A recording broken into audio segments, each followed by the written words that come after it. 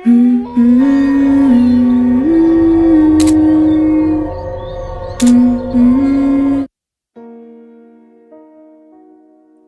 श्री राम दोस्तों।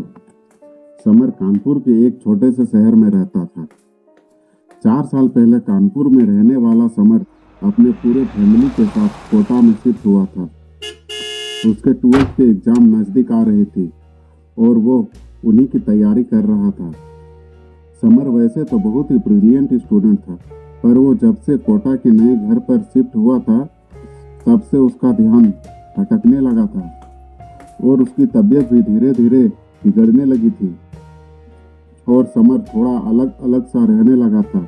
वो हमेशा अपने कमरे में ही घुसा रहता था और काफी चिड़चिड़ा सा भी हो गया था। उसके पेरेंट्स को उसकी चिंता होने लगी और उसे समझाने के लिए उन्होंने समर के चाचा को उनके घर बुलाया। समर उनके बड़े करीब था और उनसे सारी बात बताया करता था। समर के चाचा, जो कि एक पंडित भी थे, वो उनके कोटा वाले घर पहली बार आ रहे थे। घर में घुसते ही उन्हें एक नेगेटिव एनर्जी सा महसूस हुआ जो कि सीधे समर के रूम से आ रही थी। उन्होंने समर को अपने पास बुलाया और बड़े प्यार से पूछा, क्या कोई तुम्हें परेशान कर रहा है?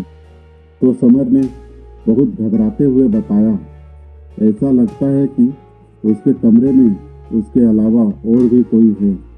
उसे दिन भर अलग अलग लोग दिखाई देते हैं जो कि पलक झपकते ही गायब हो जाते हैं।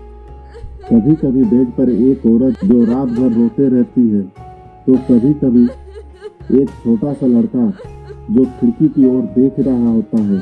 समर की बातें सुनकर उसके चाचा ने उसके घर के आसपास के लोगों से मालूम किया तो उन्हें पता चला कि समर का कमरा जहां बना हुआ है वहां सदियों पहले एक कब्रिस्तान था। 1947 के वक्त कई लोगों की लाशें वहां दफन की गई थी। उसके चाचा ने जब ये बात समर के पेरेंट्स को बताई तो वो दंग रह गए। उसके चाचा ने बताया कि ये नेगेटिव एनर्जी उन लोगों की है जो आज़ादी के वक्त मारे गए थे और उनकी मुक्ति नहीं हुई। उन्होंने समर के पेरेंट्स को कहा कि वो कल रात आकर घर की शुद्धिकरण कर देंगे, पर आज रात वो समर को अपने कमरे में ही सुलाए। समर ये बात से अनजान अपने 1 हफ्ते बाद होने वाले 12th के एग्जाम की पढ़ाई कर रहा था।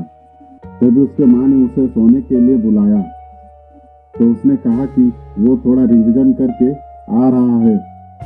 समर रिवीजन कर ही रहा था कि उसे फिर से एक औरत की रोने की आवाज आने लगी।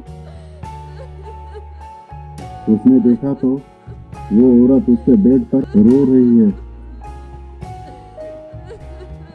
और वही छोटा सा लड़का खिड़की की ओर मुंह करके खड़ा है। समर ने डरते हुए उन्हें आवाज लगाई, कौन है? कौन है वहां? पहले तो वो लड़के ने अपनी गर्दन को पूरी तरह से घुमा दी। इतने में वो औरत भी समर की ओर झपटी और उसके गले को दबाने लगी।